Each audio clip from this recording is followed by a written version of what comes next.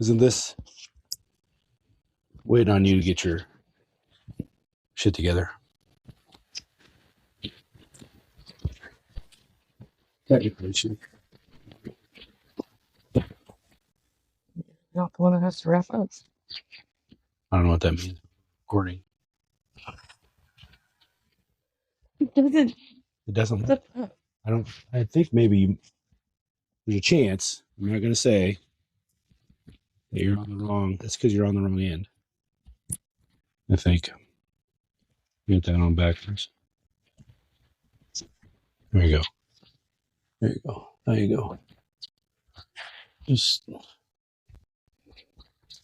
about 2 minutes in and nobody said anything. Clipped. Let's go. Just about ready to go now? Yeah, I'm ready. Let's go. You like what I've done with the place? It's fancy. Storage room. Yeah. About to hear the furnace go off every 10 seconds because it's cold outside. Yeah, well, it's better than not going on. All right, listen, you shut your mouth off a couple weeks ago. I don't know if you remember this or not, but you said that I did something and you were like, let's do a podcast about that. So here we are doing a podcast about that. Well, do you remember what that was? I don't remember what it was. I don't either. Oh, so it's going to be a good show. No, it's going to be a fine show because I think it's relative to have you on as a spouse of a first responder for 19 years going on. We've been together. It's actually going on 20. So okay. Are you going to correct me the whole podcast? This is my show. Oh, my bad. I get to say whatever I want. It's not like our house. Oh, okay. Just on the show. Which isn't true. Like, I don't really run that either. That's correct. Correct. Yes. We're going on 20, but it's January. We were married in December, so we can't really count it as 20 years. We just turned over 19. What's it going on? Technically, yes, Linda. It's going on 20 years, but there's no way, like... I'm just saying you said going on 19. It's really going on 20. No, it's like saying I'm going on 51 years old. No, you're going on 50. Not in 9 months. You can't just say I'm going on 50. I just turned 49. So then you can't say the day after you turn 49, well, I'm going on 50. It doesn't make any sense to me. Let's go. Did we win that one? Yeah, I'm right. Listen. So for 19 years, we've been married. Correct. And in those 19 years, for all of them, I've been in EMS. Okay. What people don't know is that your brother just got out of Davenport Fire Department after 23 years, which is the second biggest fire department in the state, I think, behind Des Moines Fire. And you don't remember any of that? Like, do you remember him going into the fire service? Did you guys ever live together under the same roof when he was in the fire service? Nope. What do you remember about his fire service other than he just wasn't around much? Yeah, I was never home when he was in it. I was off in college and then you just got out on your own. Home. So you never really kind of experienced it, even though he spent a career in the service, you never really experienced what that felt like to have somebody in service. No. I remember of your brother, just because that's the only time I saw him. He was just always, he just always looked exhausted. Like the guy was always tired. True. Which I think we need to get that. No, it's just Colin. She can wait. Our 8-year-old is calling from upstairs. That's correct. Yes. Well, FaceTiming, actually. I don't think we're going to get away with this for very long. That's all right. Yeah, that's fine. It is what it is. It's Monday. We're at our house. For whatever reason, our kids don't have school today. And it's real feel of -16. Your favorite. What else are we going to do? Colin's calling again. That's all right. You want to get it? No, just keep going. All right. So your experience with your brother's out. Your dad, however, was in public service, not in public safety, but in public service in the politics in the school. You and I have been together for 20 years, married for 19, all of which I have been in EMS. So I think it's fair to have a conversation about what that's been like on your end, which frightens me a little bit, but all of it will be true. I'm not discounting that. I don't know. Just there's a lot of You afraid of what I might say? No, not really. But aren't we all a little bit sometimes when it's not all positive? Not all right? It's not all going to be positive. There's the furnace, by the way. But I think it's important for everybody to understand I think you and I have been pretty blessed. Like you're a teacher, so your schedule is the opposite of mine. I know several couples that are both in public safety, and what just kind of madness that would be, with both parties being sleep deprived, or both parties being absent from their kids, or both parties being absent from holidays and weekends and things like that. It would be terrible. But our situation is somewhat unique, thankfully, and I think you not being in public safety and me being in public safety has been a positive, I think, or no? Yeah, I think it aligns easier with our schedules, maybe. But there's been a different versions of our schedules. Like your schedule has been pretty, not that you always haven't had a side hustle, because you've always had a side hustle, but no, but I'm used to you being gone. Sure. But there was moments in our, up until this point, where being gone meant something different than it does now. Because of the structure of my schedules have changed. I went from a 36 on, 72 off, 60 off, something like that. And then paired that with a part-time job. And then we went 24/48s, paired that with a part-time job. And then we continued on with 24/48, but paired it with 2 part-time jobs. And now we're down to 1 full-time job, no part-time jobs, 36 hours a week. So over the course of 19 years, my availability has increased, where before, and I think when things were most, how would I want to put this?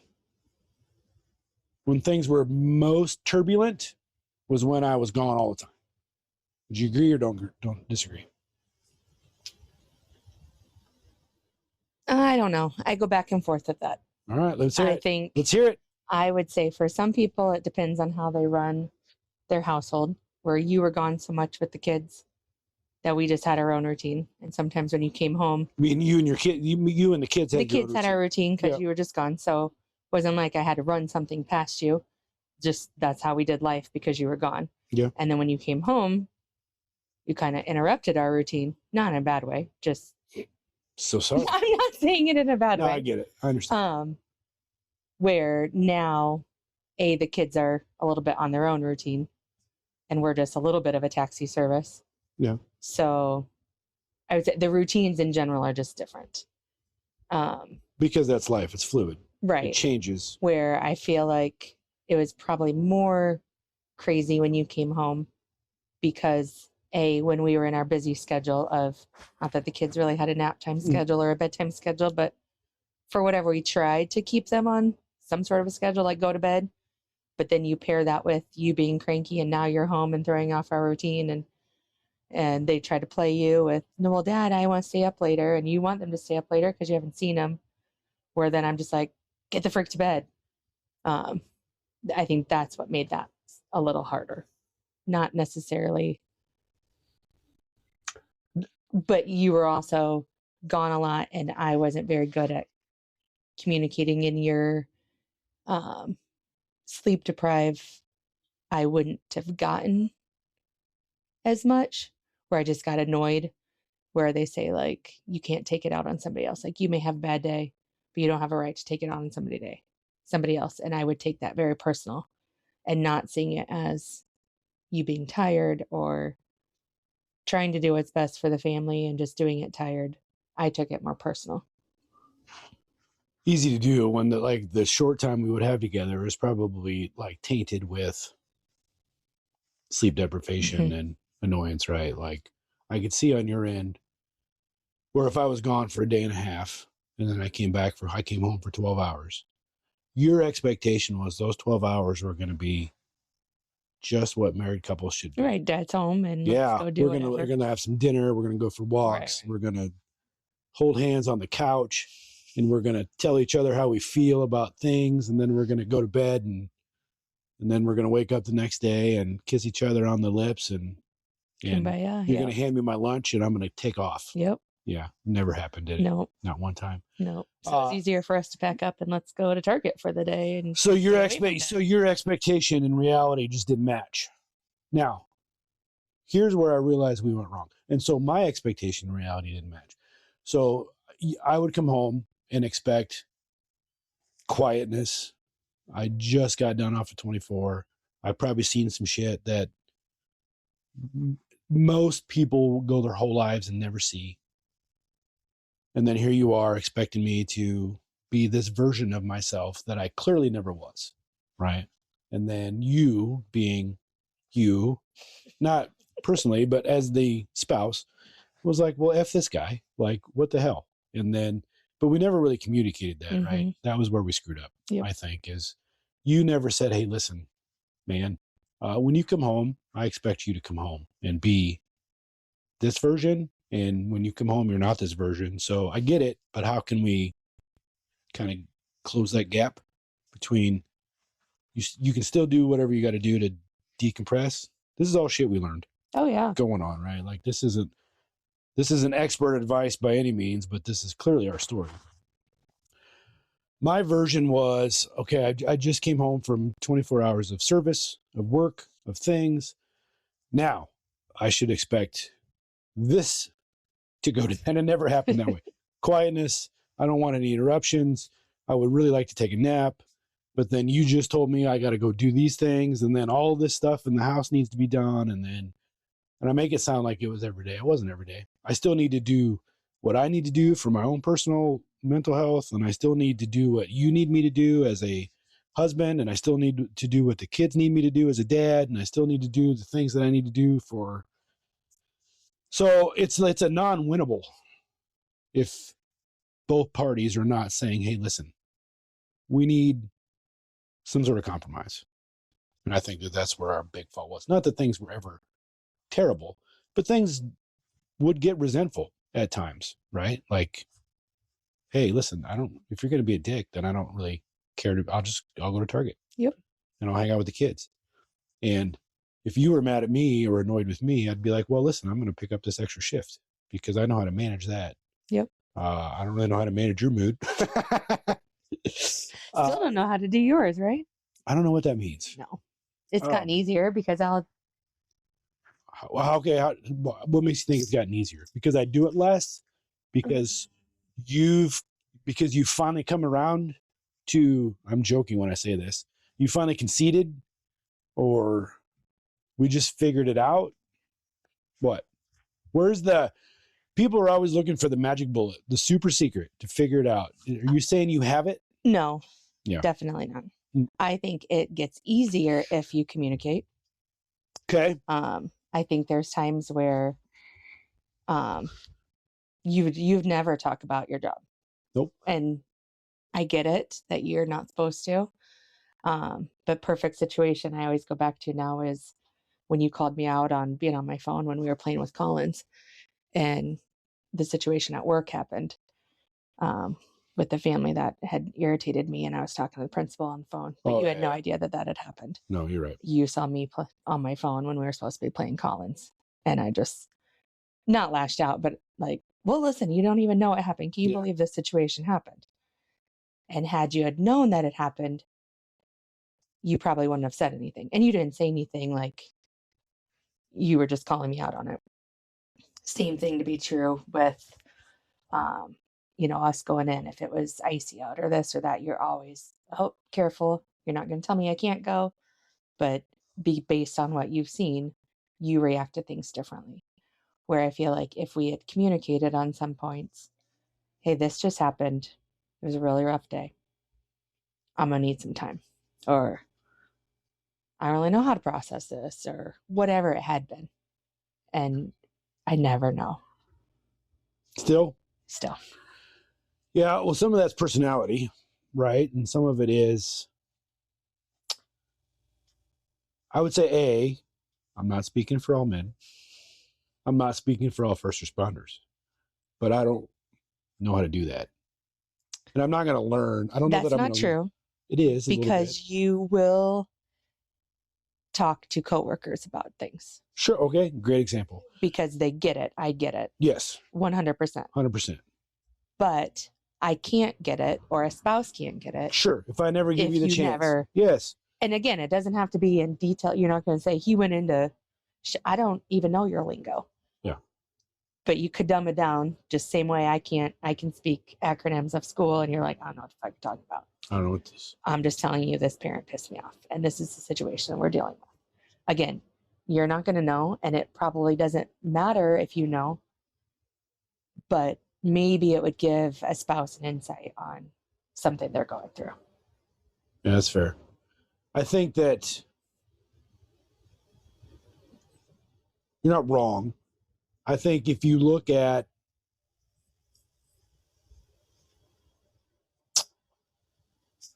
men in general, not real good at saying things out loud. Internalize a lot of things. Men in general. Yeah. I think men walk around with more burden than what you think they do.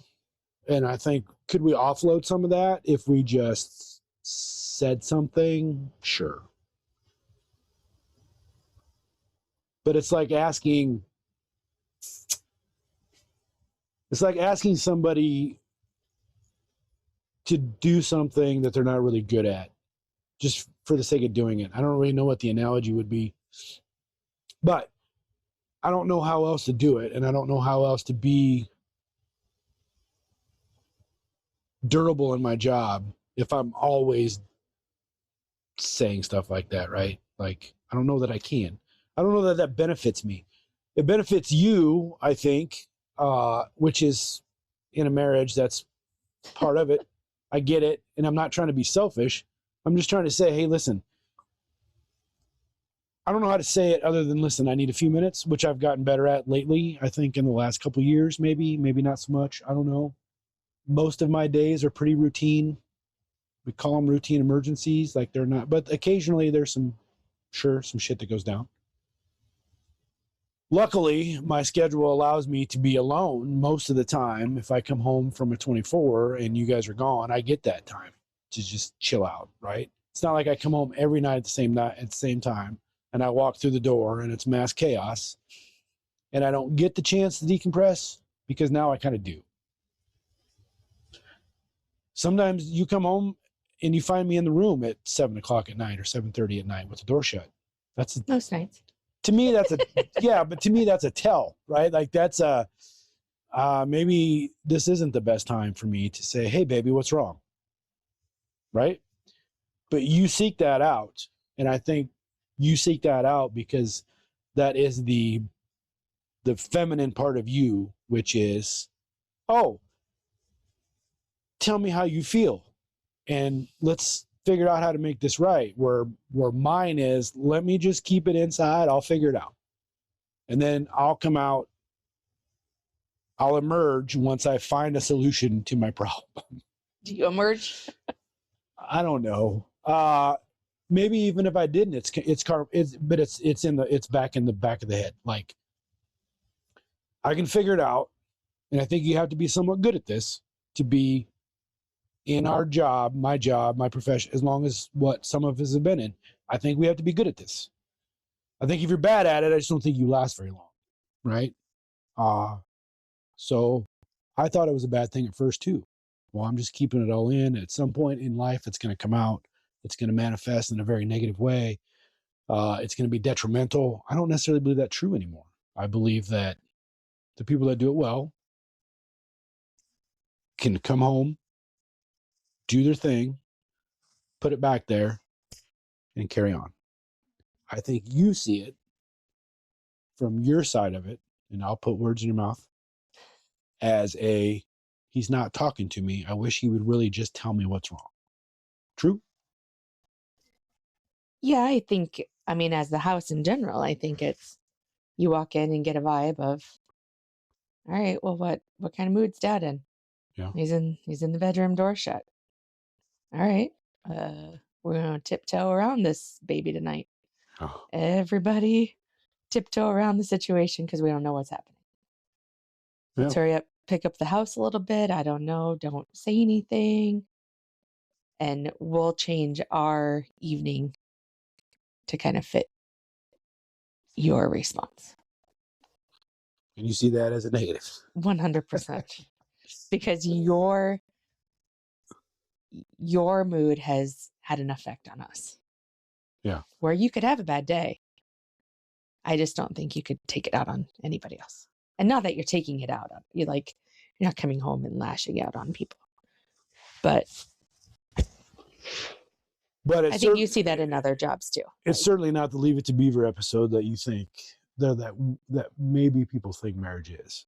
In this, like the only thing that there's divorce is high in public safety, and I really hate that statistic because I just think divorce is high. Like you could take a cohort of anybody and find high divorce rates for sure. I'm not saying that we're maybe not above average in this profession, and clearly we've kind of uncovered probably why that is. Like our situation is not the only situation, right? There's probably hundreds of couples that I just know in the state of Iowa that are probably like, God damn, these two have just said everything that I've wanted to say in the last 20 years, or I feel that way or whatever. Because I think it's true, because I think at some point, right, just because you're married for 50 years doesn't mean it was a good marriage, right? It just means you've endured marriage for 50 years. So I don't know what makes it good. I don't know what makes it bad. I think when it ends in divorce, clearly somebody fucked up, one or both sides. Not that we've ever been close, but it's been turbulent at times, all of which probably could have been prevented or improved on by me just saying, hey, listen, this ain't working out today. I'm going to need some time. You think that's the magic bullet? Yeah, I think there's certain triggers. I mean, I'll know when we were first pregnant with Kennedy, I vividly remember you going on a call, and you were very early on in your career of an infant. And I don't know, it must have died because it was clear you carried around an obituary. Sid's good. But never talked about it. But I came across like you're carrying this, and clearly then that relays into, okay, we were now pregnant with our first kid, and how things in your mind, like you see the bad of the bad. Where I'm like, we got to put our kid on preschool Bible list. These are the things, like the fun things, the things you look forward to. And again, that was 18 years ago, but a situation you never talked about. Yeah. And not that you needed to, but then going forward, how does that portray into your daily life of how you freak about hot dogs and the kids having it? Where sometimes it's just a chuckle, like, okay, fine, cut them up again, but understanding the reasoning of why. And that's very minimal of. To you, it's a hot dog. To me, it's a way of death. Correct. Yeah. Because I've seen a kid choke on a hot dog, is what I'm saying. Right. And die. And so being able to understand some of those things and, okay, fine, I'll take the extra step, because in your head, it could be a trauma situation. It could be something that's triggering extra.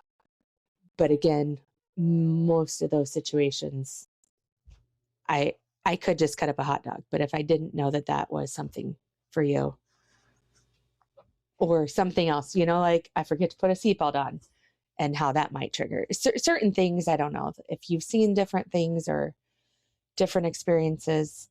Could that help a spouse in the way that they react or do something? Some things are just nitpicking now. Like, it's fun to fuck with you and mess with the dish towel, and we'll just do that now because why not? And by mess with the dish towel, you mean like crinkle it up on the stove? Yeah, 1,000,000%. Yep, just because you can't walk by it without fiddle fucking. By that, man, you mean putting it back not in the condition it was found? No. I mean, it might just be a hair trigger, just off by a millisecond. You say trigger like it's gonna induce rage. It doesn't induce rage. No. It induces now we annoyance. Can laugh about it. But there's certain things with communicating. Communicate solves probably 95% of people. Don't you think that's, even if they're not in public safety, 1,000,000%.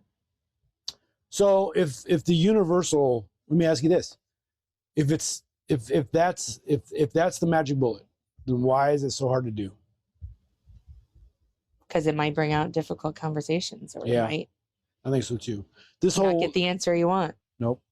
You're going to point out something about me that my ego just can't handle.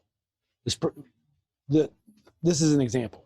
I'm saying I'm going to have a conversation with you, and you're going to point out some sort of deficiency in me, and I'm going to get defensive about that, and then we're going to make a small problem a bigger problem. Mm-hmm. And so, perfect. Or I'm going to say, hey, listen, you're not really being the wife I thought you were going to be, lady, because you keep nagging me about my feelings, and all I want to do is take a nap, right? So instead of doing that, you're just like, I'm going to go to Target with the kids. Yep. Let this guy do whatever the hell he wants to do, and hope when I come home, he's a better version than what he is right now. Because right now he's a dick. And I'm going to come home, spend a bunch of money we ain't got on things we don't need. And then maybe he'll be less of a dick. True? Very true. Okay, so if that's the key, if the key is communication, but we've identified that it's very difficult to do because ego and it may spark just not even a debate, but like you may open up, you may go down a rabbit hole. Yes, you may go down a rabbit hole that you're not interested in. And it's just easier to, because then we start saying, well, listen, you do this, and that really pisses me off. And then you're like, well, listen, jerk, you've been doing this for years and I haven't said shit. And then I'm back at you, and then we're back and forth. 1,000,000%. And then the next thing you know, so you think people don't communicate.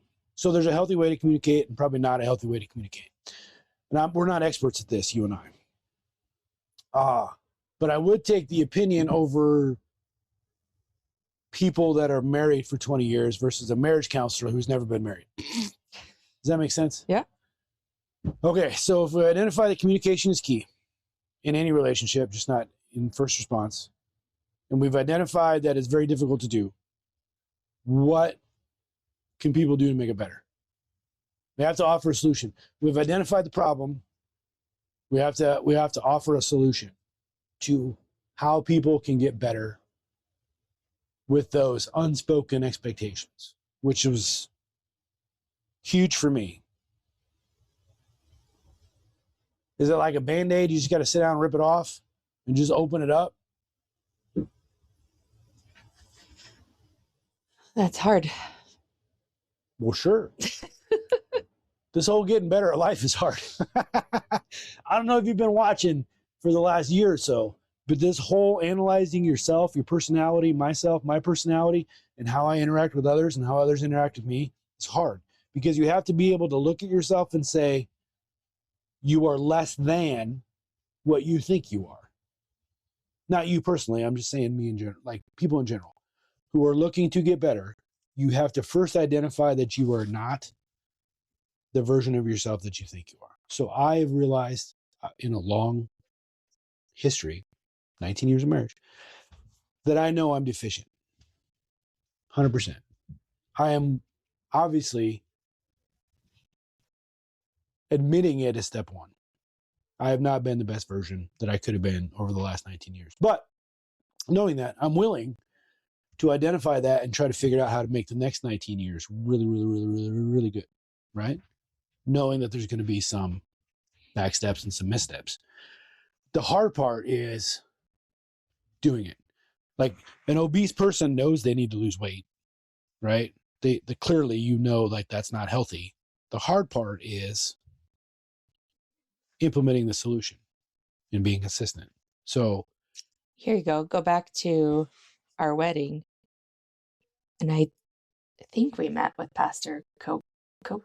Steve Koch. Yep. Or K-O-C-K. was just in passing God rest his soul. God rest his soul, by the way. Right? Not with us anymore.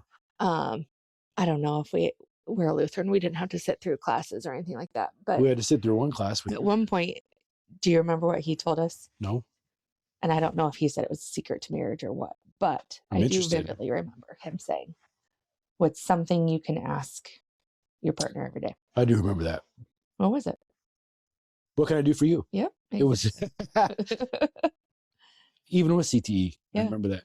So I think that is I mean, that is kind of important. Like, is there something I can do to make your load easier? Or, What's interesting about that is I've talked on this show several times at length about creating new habits, getting those every day. Like, one thing I've noticed is we have a sign above our bed that says, always kiss me goodnight. You know what we never do? We never kiss each other goodnight. And it's funny, we can sit and laugh at it, but it's a habit that we just never created, right? And in order to create new habits, a lot of people, myself included, we go hell-bent for a few days, and then life kind of takes back over, and we just kind of go back to the way we've always done it, what's comfortable to us. And so we're gonna leave that as the magic bullet. You and I have just uncovered the secret, and we did it with conversation. We did it with sharing, right? We did it with being willing to be exposed to other people with having, some weakness, or maybe, the old Instagram thing where everything looks great, but behind the scenes, there's trouble, there's turmoil. Like, our marriage has not always been sunshine and rainbows. And I think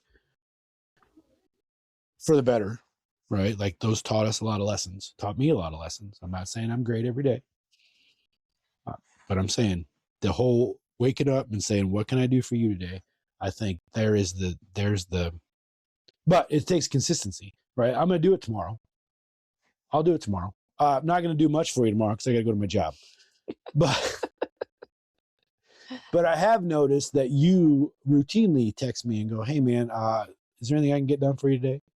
And I say, nah. And I always forget that that's you doing what the late Pastor Koch told us to do, was serve each other. We do a really good job of serving other people, you and I. You serve your community and preschoolers, and I serve a large population of people, but we do a terrible job of serving each other. And that's probably where a lot of first responder couples fail, is I've given all I can give to these people that I do. And so I've solved a lot of problems today. I want to come home and just not solve any problems. But that's probably where we screw up. This is the place where we need to serve each other the most and solve the most problems. Is I cannot give 100% to my job, because then I'll have nothing to take for you guys, right? And I probably screwed that up in the past too, which is... I think everybody does. I mean... Sure. But it's a simple rule. What can I do for you today? And I think it's probably going to pay dividends for a lot of people. I'm willing to try.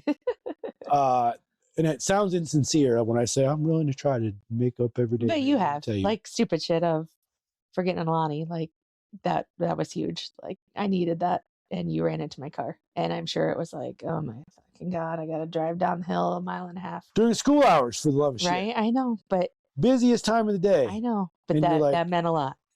It's the little things. It is definitely the little things. All right. So wake up every day and ask your other person what you can do for them. And if it's a simple task, like taking your wife her work computer that she needs for her job, that she left for her job without, just do it. Then just do it and quit being an asshole and just get it done. You have the whole day off, right? You got the whole day off. You can come home and do whatever you want to do. So the 10-minute inconvenience of driving through school traffic isn't that big a deal, is it, Jason? No, it's not. And then when she comes home, she'll be in a really good mood. All right. That's pretty good talk. That wasn't terrible. You happy? Always. I met with the show, not in life. Oh, yeah. That's how it turned out. We actually did it uninterrupted. Not one kid knocked on the door.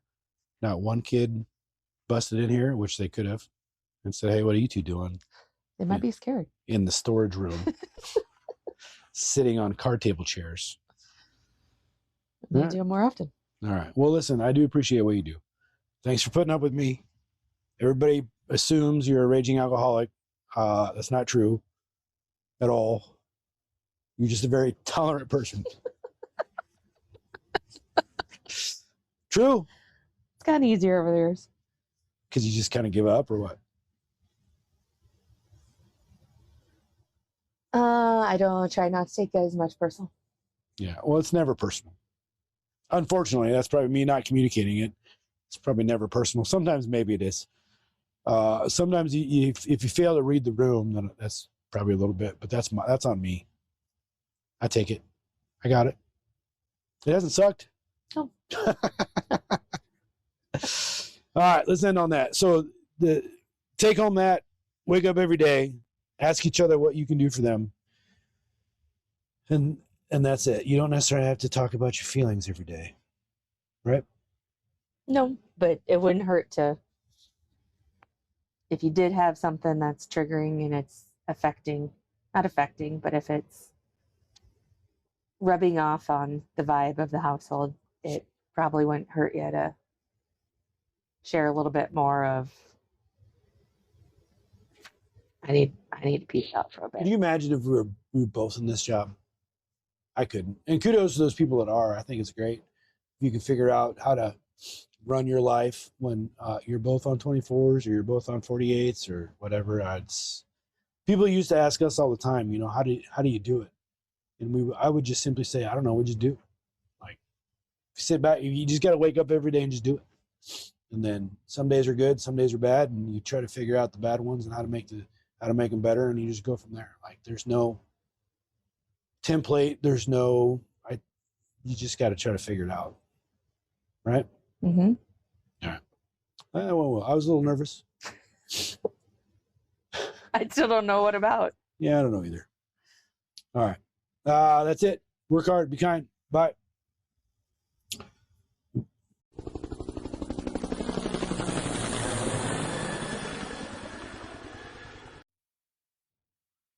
Hey guys, thanks again for listening to another episode of the Shift Change Podcast. I need to ask if you would leave a rating. I think that it helps people who are new to the podcast find it quicker. It doesn't do me any good, but it does help other people that are looking for the Shift Change Podcast on Spotify or Apple. It just comes up quicker the more ratings that you give it. Whether you give it a 2 or a 5, it doesn't make a difference. It just helps other people. If you need to get a hold of me, contact me via my email, the show email, which is talkshiftchange@gmail.com. Or you can message me on Instagram at talk.shiftchange. At talk.shiftchange on Instagram. As always, thanks for listening. I could not have imagined how well this podcast has been received. So, as always, I appreciate it. Work hard, be kind.